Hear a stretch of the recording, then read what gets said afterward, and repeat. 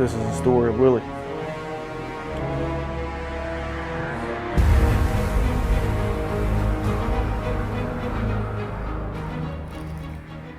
So the story all kind of starts back in the summer. Well, actually, it goes back before that. It'll go back. It actually starts December of last year. Archery wise, we never really hunted too much, and gun season was kind of our opener this season, so to say. And so we started shooting at Timberwolf Archery and Outdoors in December of 2023, I believe. Yeah. And we kind of got into archery and just kept kind of upping our game and upping our game and upping our game. And turns out that I was able to win a few tournaments over the winter and summer. And that's kind of what really got us into archery big time this season.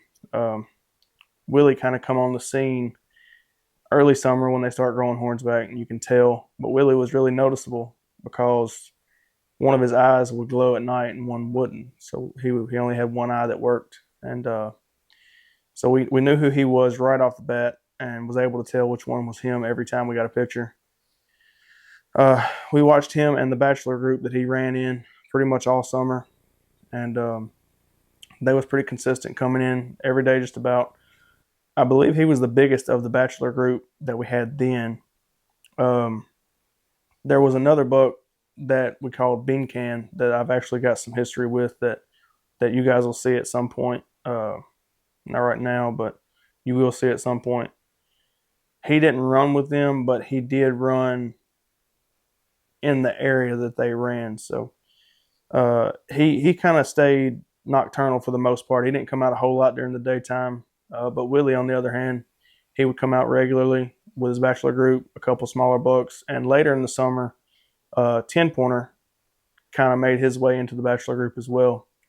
Throughout our times watching them and all that, I recognized pretty soon that Willie would be a deer that I would go after if given the opportunity. He's not a huge deer, and there's probably going to be people on here that says you probably shouldn't shoot the deer. But he's my largest archery buck to date, and we don't really care what people think around here. So anyway, I made the decision to hunt him if given the opportunity, along with the 10-point that runs in their bachelor group. There's another deer with him that we call Mr. Krabs that we hadn't really decided on shooting or not yet, just because there was two other deer that were bigger than him. But now I think he's older as well, so he may be something that we target later on this year or maybe even next season. But anyway, they was pretty regular all summer, and they would take the certain trail. Every time we would see them, they'd be on a small trail right next to some real thick, I guess CRP is what you would call it. It's really overgrown, and it's got small trees and saplings growing up in it now. But they would take this trail often, and they never really left that area. So coming into the velvet season here in Tennessee, we had some pictures of the deer we call Bean Can, which is an extremely large 8-point. And I went in with full mindset on trying to hunt him. And that's what I did. I went in and the first day of the velvet hunt, I had an opportunity at him at 40 yards. And he ducked my arrow. We played it back in slow motion, and it hit exactly where I was aiming. He just wasn't there when it got there. But the day after that, I actually managed to see the bachelor group with Willie and the 10-point and a couple other bucks in there with them as well. And I chose not to shoot that day. I had Willie at 50 yards and I had the 10-point at 50 yards, but with that large 8-point in the area, I just couldn't do it. So fast forward a few weeks past the velvet hunt, we continue to get pictures of Willie and the bachelor group. And the 8-point that I was after, that I'd actually missed, kind of faded away. We got a couple more pictures after that, but not many. He actually disappeared sometime in the middle of September. I want to say September the 15th is the last picture I've got of him. Fast forward to the beginning of archery, and we've seen a few deer here and there. I hunted multiple times, and we seen decent deer. We just didn't see anything that was willing to shoot. October the 11th, I looked at the weather, and we had a great wind that day for the stand that I've been hunting out of the saddle. So we had a great wind that day for the location that I was wanting to go in and kind of place my saddle. And it was between two little small patches of woods in an area that I knew they funneled through before dark.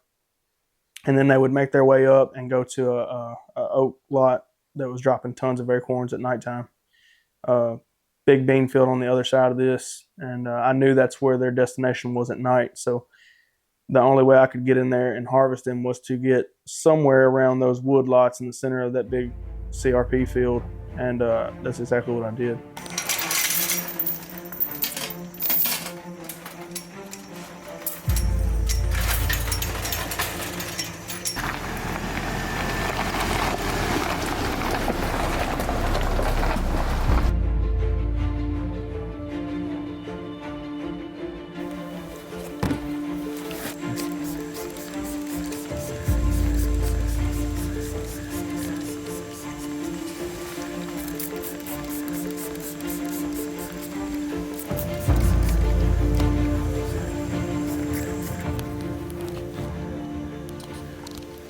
What's up, guys?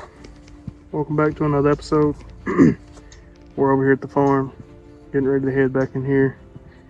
We've got a pretty good wind today, and we've had a lot of action on camera out of bucks this morning. It was a real cool morning, about 43 degrees. One of the cooler mornings of the year so far. So we're gonna head back and try to get one of these deer on the ground. There's 2 or 3 shooters that we've got coming in, and me and Evan are kind of going to corner them up a little bit. We got a good wind for what we're doing, and I think we can make it happen. Evan's over here putting on his Hardy face paint, and I'm about to get mine on too. Just sprayed down real good with the -1 cover scent, and it is go time. So about 2:30 right now, 2:45. We're headed in.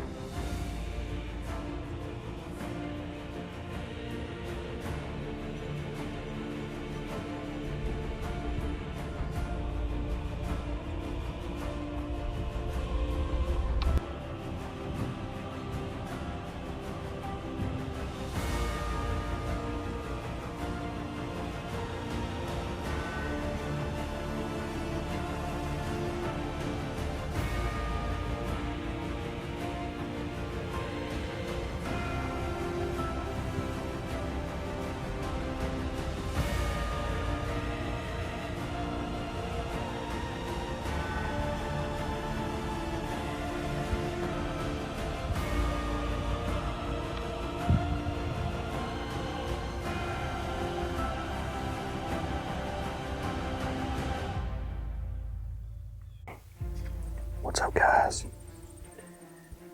Back out here in the saddle again. I've made a move and come in here real tight to where this big 10 point's been bedded. I think he's bedding a little bit to my north here, maybe a couple 100 yards. I'm hoping that's what he's doing anyway. But anyways, just about every evening, I'm pretty sure this is the trail he comes up, goes to the top of the hill, and then makes his way over to a big acorn flat, big oak flat. And I got him on trail cam just right there this morning. At later in the morning, I don't remember exactly what time. I think it was 9 or 9:30 or so. But if he comes anywhere where I think he's coming to, I'm at an intersection here, I should have a 20-yard shot, 30 yards at the most, which I'm extremely confident in. So we've got about 3.5 hours till dark. I'm gonna sit here and enjoy the view for a little while, and hopefully, with any luck, we'll have this big deer on the ground tonight. If we don't, Evan is right up the hill from me. He's probably not 200 yards from me.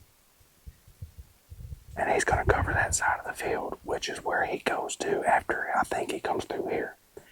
So if he skirts me one way or another, Evan will take care of him. Should be a good evening. Got a good breeze.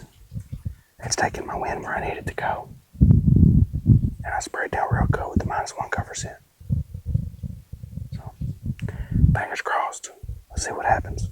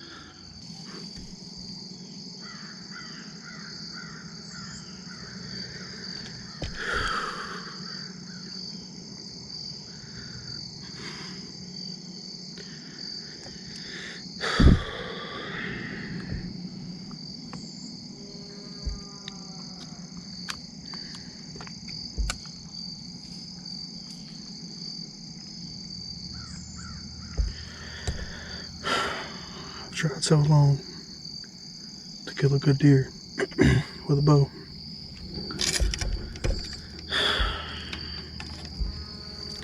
I'm not proud of that shot.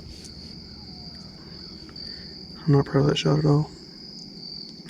But I done the best I could after he went down. And we got the job done. This one's really tough. My granddad passed away 2 weekends ago. He's the one that started all this.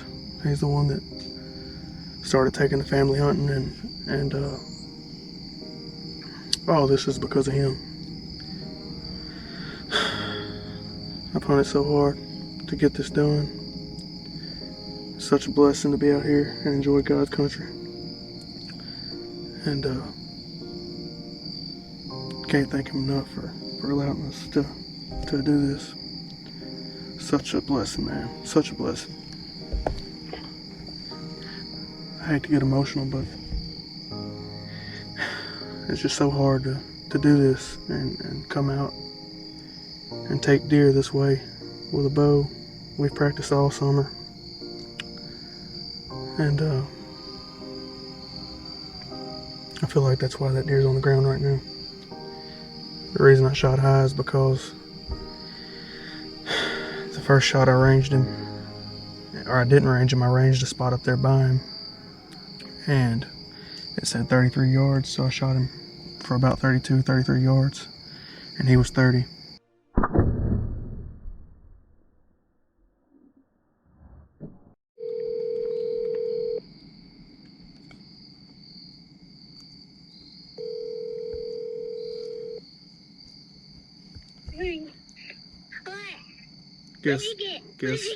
Guess what? Daddy got a big buck.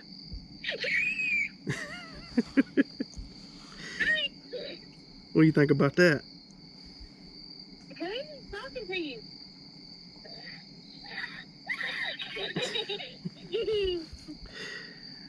What do you think, girl?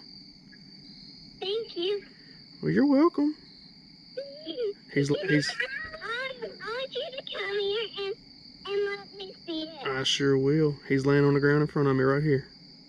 Oh my God. Okay, hold on. You want to talk to him? Okay, say hello. Hi. Hey, buddy. Hi. Daddy got a big one. You know? Listen, Daddy. Hi. Daddy got a big buck. Huh? You want to see him? No? Yeah? Okay. Love you. Bye. That's what it's all about, guys. That's what it's all about right there. Man. Well, guys, there's no track job necessary for this one. Yeah, as you've seen, first shot was a little high. It did catch his lungs, but I didn't want to sit there and wait for him to perish, so I went ahead and took care of the situation. But this is a deer we've had some experience with over the summer. We watched him pretty much all summer. He was the second biggest deer on the farm for a while, and I think he's still the second biggest now, ain't he? I think he's still the second biggest now. But anyway, the 10-pointer that was with him, I think is the biggest one that I've seen on this farm. And he just took a different trail. You know, sometimes in bigger deer, they just do something just a little different. When I seen him take that trail, I decided to go ahead and take this deer. Great deer. I'm ecstatic to put a tag on him. Couldn't be more excited, man. This is by far my biggest deer with a compound bow. And man, this is fun. This is good stuff. So appreciate it, old boy. We'll get him loaded up. Get him taken care of. Been a pretty good day. We appreciate you guys watching today. I put a lot of time in this video, and I really hope you enjoy it. I hope this is a lesson for some of you guys that go out and just wait on just the biggest deer that you could possibly wait on. You know, sometimes it's not about the size of the deer. Sometimes there's meaning behind it. You know, there's things in life that change your course, your trail. There's things in life that change stuff, but you got to understand what makes you happy and don't worry about what anybody else thinks. And once you start doing that, man, the sky's the limit. So, uh, if you don't already, hop on Facebook and check out our -1 cover scent page. That is probably the number one reason I was able to harvest this deer on this video. And we know of multiple already this year that's fallen into the -1 cover scent. So get on there and check us out. It's something I take a lot of pride in, and it is the best in the game. And guys, go out in the woods, enjoy yourself, practice, practice, practice, and we'll see you on the next video. Appreciate you.